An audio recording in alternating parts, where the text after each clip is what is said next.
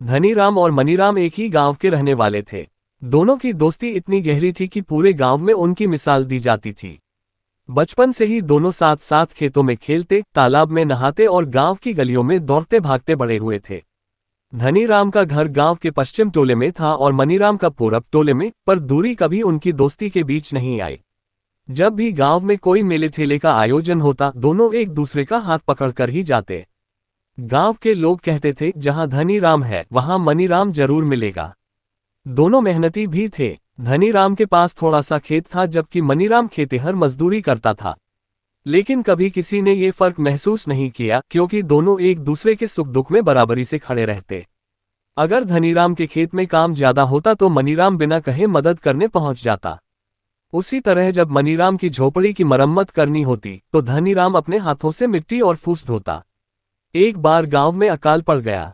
बारिश कई महीनों तक नहीं हुई और फसल सूखने लगी। ऐसे में गांव के कई लोग शहर की ओर कमाई करने चले गए।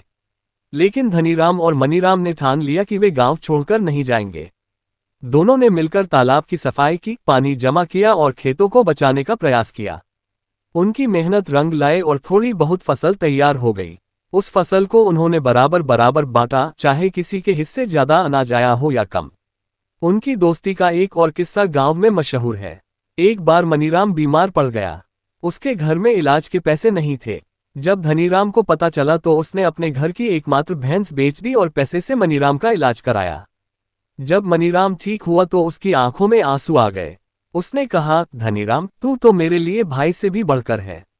धनीराम मुस्कुराते हुए बोला, अरे मनीराम, दोस्ती में हिसाब किताब नहीं चलता। धीरे धीरे दोनों की उम्र ढलने लगी। बाल सफेद हो गए, चाल धीमी हो गई, पर दोस्ती पहले जैसी ही मजबूत रही।